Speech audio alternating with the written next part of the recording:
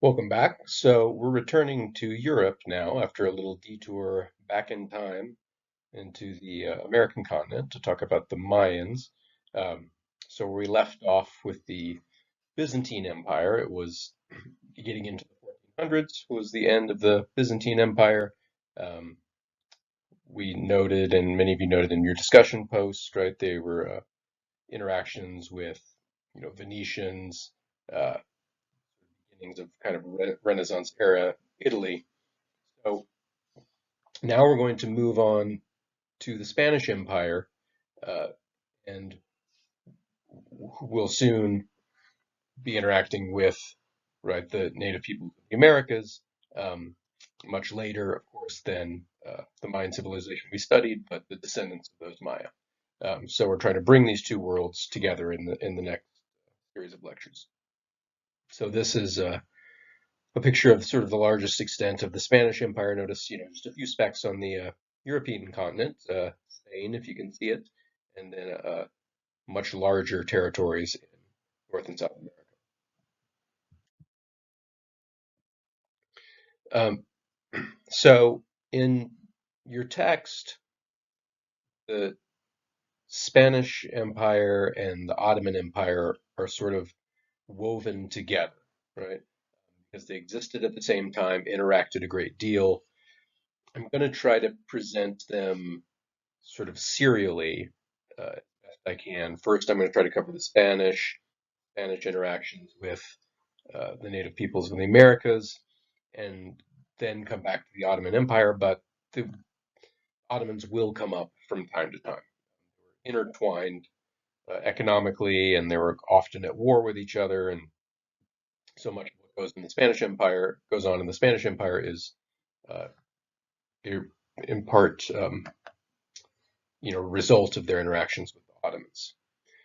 So the Ottomans are here pictured, roughly covering the territory of the Byzantine Empire, right around the Mediterranean there, um, sort of centered on modern Turkey. Uh, and so they were, the Spanish Empire and the Ottoman Empire were butted up more or less right next against each other, and were well known to each other. So I'm referring to something called a Spanish Empire. That's a little bit of a stretch. I mean, that's what people sometimes call it.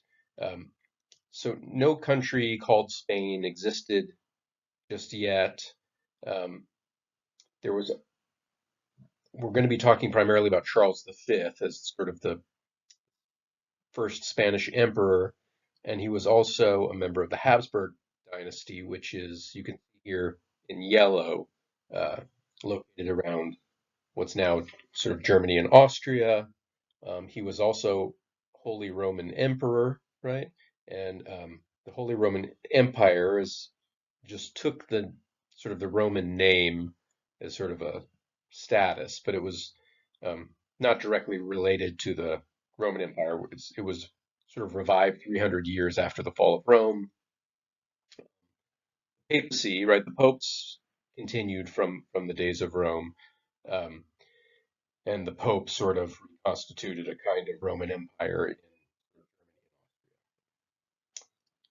So it's a bit of a, to call it an empire is it's fairly messy, right? There's a lot of different Habsburgs with different degrees of power bouncing around, and then we've also got the sort of like Spain as well, as we'll see in a moment. Here's what was going on in Spain. The Romans called this area Hispania, we call it now Spain, but at the time, in the late 1400s, there were five independent kingdoms: Castile, Aragon, Portugal, Granada, and Navarra. Um, Granada was still ruled by a Muslim king. The rest of the territories were Catholic, so at least they shared a religion, even if they were politically distinct. And even to call these kingdoms is, I mean, they were kings, but these kings did not enjoy anything like absolute power. Um, so this was a feudal system. You may recall when we talked about the Byzantine Empire, the reform they made, where soldiers were paid with inheritable land grants, right? And this sort of kickstarted this feudal system where you had nobles and lords that had, you know, lands of various sizes, right? And then they had sort of peasant serfs that worked the land for them um, in exchange for a percentage of the goods. And some of these lords became quite powerful, had their own private armies, alliances amongst themselves. Um, and so the kings were not always necessarily much more powerful than, their most powerful nobles and lords in their kingdom. And what they had was, in essence, a contractual arrangement with the more powerful lords, but they could not push them around um, beyond a certain point. So we had this sort of scattered and limited power, right, among these kings. Um, so there's constant maneuvering to solidify, enhance, expand your power, and one way to do that was with strategic marriages. So an important such marriage for our story is between Ferdinand and Isabella. You, those names may sound familiar, right? Uh, they come up with Columbus, right? Christopher Columbus. So Ferdinand was heir to the throne of Aragon, one of the Spanish kingdoms. Isabella, heiress of Castile, another of the Spanish kingdoms. So marriage sort of joined those kingdoms, made them the dominant force in Spain. Um, it was not a permanent sort of uniting of those kingdoms, right? So there was a marriage contract that specified that once Isabella died, Castile would go on to her heirs, right? Not necessarily um, go with Ferdinand's side. But working together, they managed to take over Granada and uh, end the last Muslim rulership in Spain. So this is in 1492. The Pope dubbed them Catholic kings, and that was sort of enhanced their status, right? They had a certain religious authority. They became definitely the dominant force in the area. After the conquest of Granada, Ferdinand and Isabella began to attempt to rid Spain of all non-Catholics. So this would have included Jews and Muslims. Protestants weren't around quite yet, although they would be coming around soon. Um, so if you were Jewish, you either had to convert to Catholicism or you had to leave. Uh, Similarly, at first, the Muslims were allowed to keep their faith, but recall that these Spanish rulers were constantly having various degrees of war with the Ottomans, right, who were right there on their borders. The Ottoman Empire was a Muslim empire, and so that made them fairly suspicious of Muslims at home. Were they spies? Were they seeking to undermine uh, Spanish kingdoms? And so eventually Muslims also were forced to convert to Catholicism or leave the area as well. So this is the beginning of what we will come to be known as the Spanish Inquisition, right, which was a wide-ranging attack on any non-Catholics or anyone suspected to be heretical or in any way the Catholic hegemony. And the Spanish Inquisition continued in one form or another until 1834. Here we see someone being burned. Yeah, the Spanish Inquisition got pretty ugly.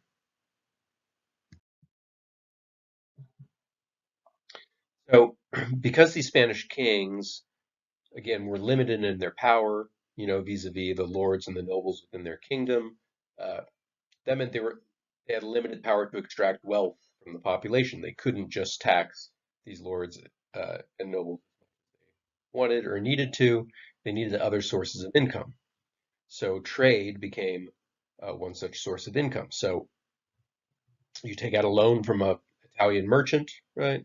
The funds a ship, a galleon that will go uh, to India, right?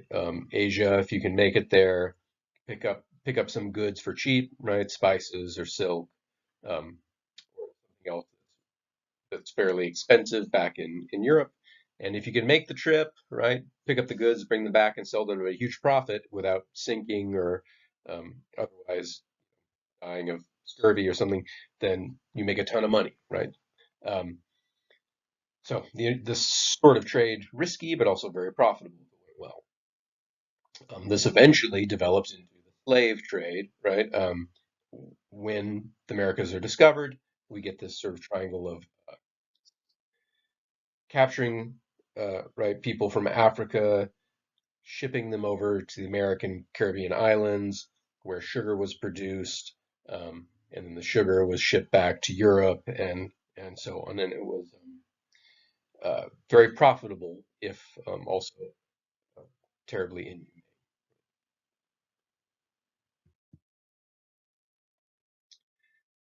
So Isabella's grandson was Charles V. So he became ruler of Castile, right? As we said, Isabella's in the marriage contract, Isabella's descendants were to continue to rule Castile. But Charles's father was from Belgium and was a member of the Habsburg dynasty. Uh, so he had kingdoms in Spain and in Belgium. He became later Holy Roman Emperor over there. Um, and at that point, he took the title of Charles V. He then married a Portuguese princess and really spent much of his time in Spain. So he's got territories scattered sort of all over Europe in Spain, Portugal, and Belgium, Austria. And these territories were quite rich. Uh, his ancestors had been strategically marrying, right, for generations, and so they had picked out the best little spots, but it was quite a sort of a wide and scattered sort of empire. Um, and much of his time was taken up defending all these various scattered territories against, other kings, including other Habsburgs who were often fighting each other as well.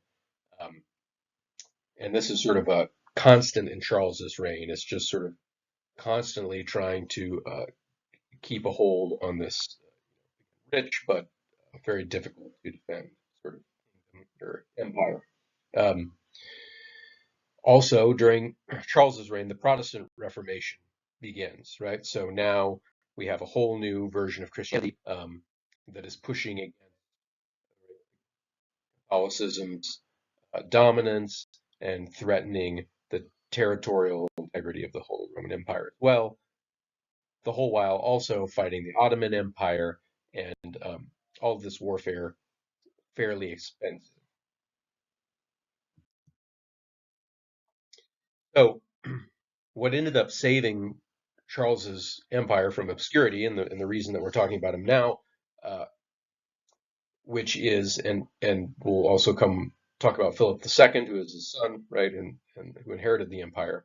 Uh, but it just so happened that his grandmother, right, his grandparents, Isabella and Ferdinand, had funded Columbus's expedition in 1492, right?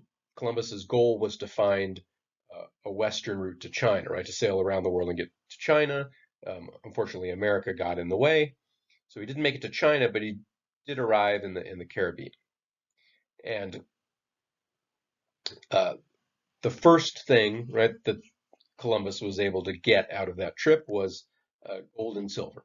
So they noticed that the locals had gold and silver items, and they through quite brutal means. I think in the next lecture I'll get into a bit of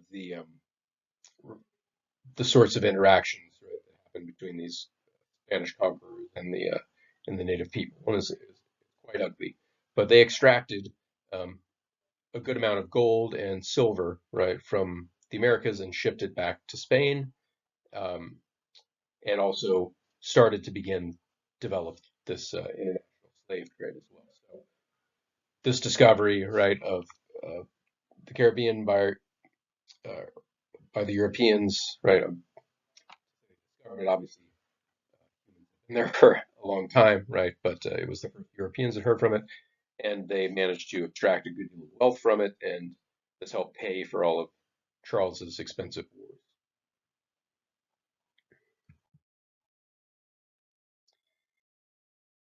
So other European kingdoms and empires noticed, right, all of the wealth that Charles V was bringing back to Spain, and so they all wanted to get in on the deal, and so Portugal was the other significant colonial power at this time. So in 1494, Spain and Portugal came to an agreement and sort of carved up their spheres of influence in the global colonization and trade business. So Portugal got Brazil, Asia, and Africa, and Spain got the Caribbean.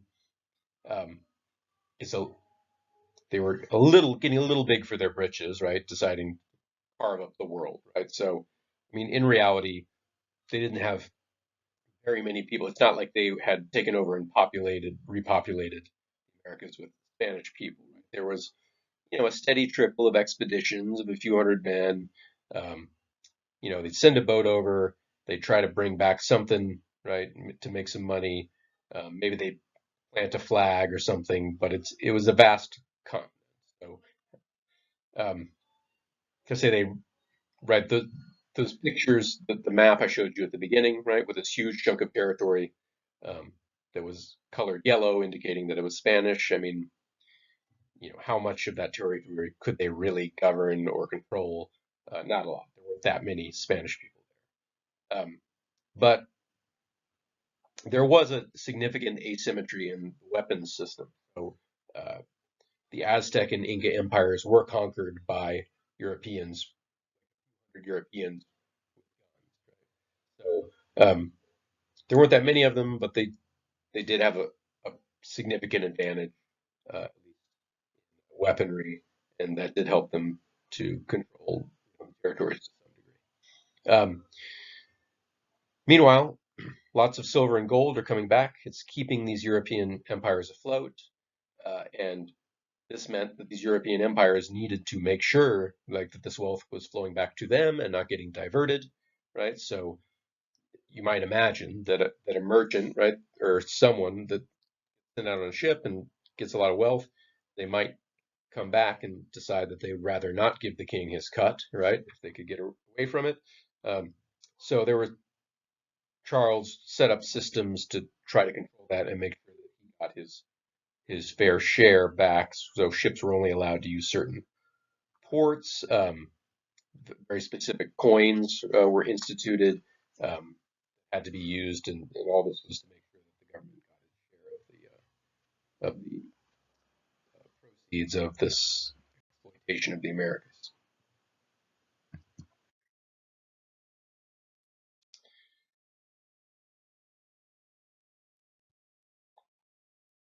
So, we begin with really these raids, is what you might call them, right?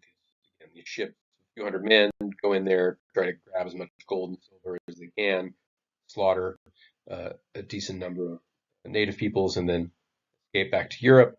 Um, it started to develop into more permanent European colonies, um, and they needed some sort of system of government, right? So the nice thing about this for uh, emperors like Charles V is in the Americas, he didn't have to deal with feudal lords, right, and nobles. He didn't have to negotiate with anyone. It could be pretty much a top-down sort of authoritarian sort of colonies. So the emperor would appoint a governor, pretty much decide how he wanted um, territories run, and pretty much dictate, right, how he wanted things to go there. But there were practical limits on the power, right? So there were slave rebellions. There's always the worry in every empire we've ever talked about of the intermediaries, right? These governors or whoever you're depending on in the far-flung of your empire. Um, you need to keep them incentivized to uh, do what you want them to do instead of go their own way and try to enrich themselves.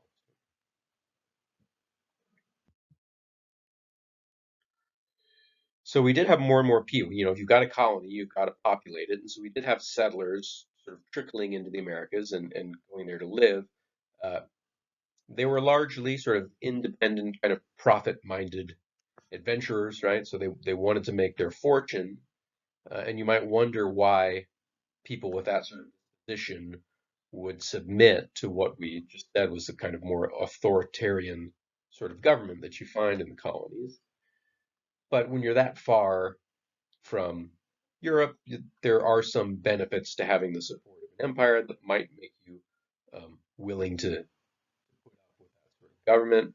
First of all, this is a very risky enterprise that you're involved in, right? Trade on the high seas. Um, there are pirates. Here's a sort of a picture of a pirate, right? So you also had other empires and their ships. So getting into a ship and sailing across, right, the Atlantic Ocean, uh, you could be sunk at any moment by a pirate or by an enemy empire, or just simply, right, go off course and get lost. So having, you know, the military of a Spanish empire on your side was kind of crucial to the whole success of the whole enterprise. And colonizing is a lonely business, so some sense of unity with other Catholics was fairly important, right? Um, I'm not saying much about the viewpoint of the folks being colonized here, and I just want to flag this and say, yeah, I am going to talk about that, right? This is not necessarily a heroic story, right, of the success of Europeans. It's a devastating story for the right the people that were already living in the Americas. So we will get into that in a later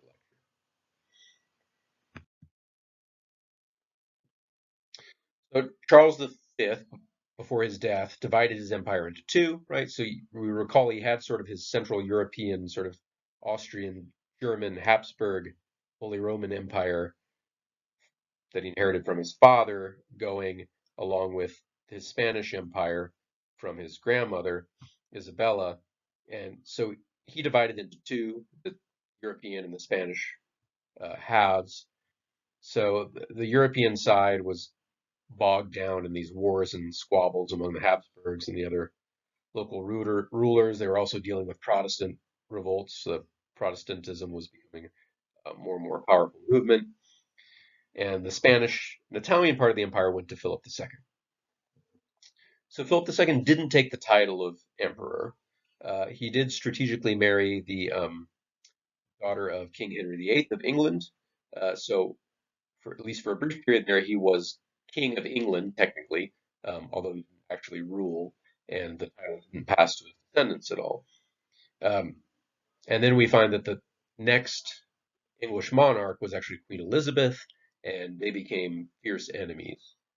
And time Philip gained control of Portugal, right, and all of its colonies. So again, the Spanish and Portuguese, who had, you know, somewhat grandiosely carved up the New World, um, are now sort of unified under Philip II. He also colonized the Philippines, so named after Philip, right? So if you have any heritage, that's where the name comes from.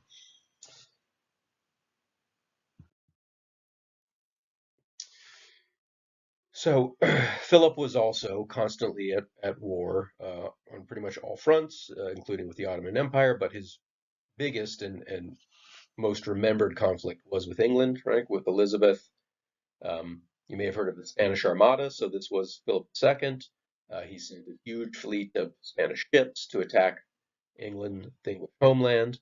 Um, he ended up losing that. His fleet was defeated, but it sort of could have gone either way. And it's interesting to speculate on if it had gone his way. Um, this was the strongest sort of Protestant empire, um, and if Philip II had won, it's interesting to speculate on how history would have been different. But as it turns out, he did lose the battle. The Armada was sunk, and at the same time, this flow of silver and gold from the Americas was beginning to slow down. There was not an endless. There were stories of sort of like endless cities of gold, but really there were um, kind of fairly few little trinkets. There weren't any giant veins of gold that hadn't been discovered. Um, so that flow began to slow down, and then also the local, people were finding ways to get around giving the emperor his share. Uh, so by the time of his death, Philip had still a very large and very rich empire, but it was a bit precarious, but still intact. So we're going to stop with the Spanish there for now, And I'm going to pick up in the next lecture with more on the interaction with the native peoples in Americas. See you then.